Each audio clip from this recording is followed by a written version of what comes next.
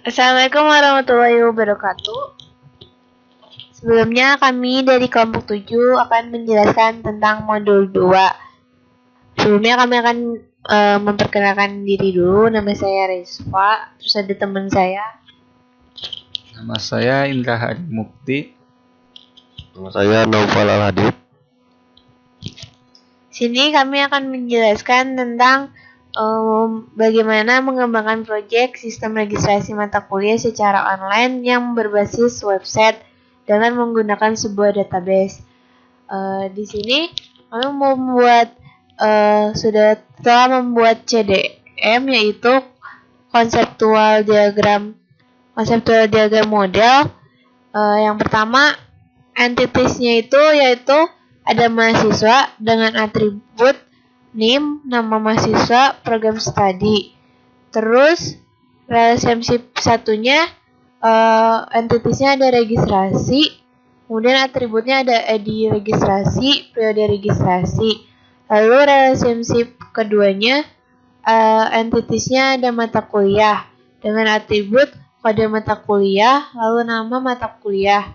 Kemudian relationship 3, entitiesnya ada dosen dengan atribut NIP, nama dosen, bidang pengajaran, jenis dosen. Kemudian ke relationship 4, ada entitiesnya ada approval, ini atributnya ada ID approval dan status. Kemudian akan dijelaskan oleh Noval. Selanjutnya saya akan menjelaskan tentang relationship antar entitiesnya. Pertama, relationship satu ini adalah kan mahasiswa melakukan registrasi. Nah, di sini dia many to one karena banyak mahasiswa terhubung dengan satu proses registrasi, yaitu registrasi matkul. Nah, selanjutnya dari registrasi ke mata kuliah, kan setelah itu kan setelah mahasiswa melakukan registrasi kan input matkul. Nah, maka setelah itu registrasi ke matkul, dan hubungannya di sini one to many karena satu registrasi itu berhubungan dengan banyak mata kuliah seperti itu. Jadi selanjutnya kan setelah memilih mata kuliah kan tinggal meminta approval, dan jadi setelah itu lanjut ke approval. Di sini hubungannya many to one karena ya tadi mata kuliah yang banyak tadi cukup satu approval untuk di-approve gitu. Selanjutnya dari approval itu kan dari dosen. Nah, jadi selanjutnya adalah hubungan ke dosen. Di sini one to one hubungannya karena hanya satu dosen dan satu approval gitu hubungannya. Satu dosen meng-approve satu. Nah, selanjutnya di sini ada yang terakhir, hubungan dari approval ke mahasiswa. Di sini juga one to one karena satu approval untuk satu mahasiswa gitu, seperti itu. Kalau tidak di-approve, maka mahasiswa melakukan registrasi lagi karena di-reset. Selanjutnya akan dijelaskan oleh Indra. Baik, di sini saya akan menjelaskan yaitu mengenai physical data model. Nah, apa itu physical data model? Yaitu merupakan sebuah model yang menggunakan sejumlah tabel untuk menggambarkan data serta hubungan antar data-data tersebut. Tabel ini PDM ini bersifat khusus dan spesifik. PDM juga merupakan representasi fisik atau representasi fisik dari database tersebut. Nah, cara pertamanya itu kan kita setelah memiliki konseptual data model CDM, kita lalu cek menggunakan cek model. Nah, dapat dilihat tidak terdapat error ataupun warning. Nah, dengan itu maka kita bisa mengenerate CDM ini langsung ke PDM.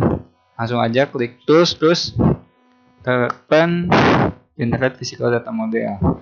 Nah, kita di sini gunakan new physical data model supaya data CDM yang tadi tidak hilang. Terus di sini kita bisa kasih nama sesuai kehendak kita, lalu klik OK.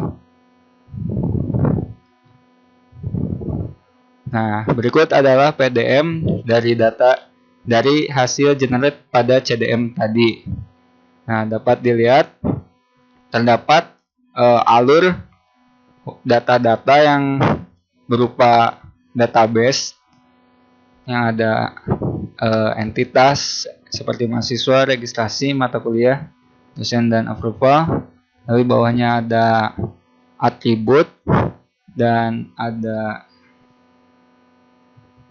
tipe data. Nah, untuk alurnya sama seperti pada CDM tadi, yaitu dari mahasiswa melakukan registrasi dengan pilihan ada NIM, sesuai NIM, ini. Lalu dari tiap tabel tersebut, dari entitas mahasiswa itu terdapat panah langsung pada tabel registrasi. Nah, di sini tuh kalau gak ada panahnya tuh dia dari many to one. Jadi dari banyak mahasiswa masuk ke proses registrasi yang sama atau satu yang sama itu.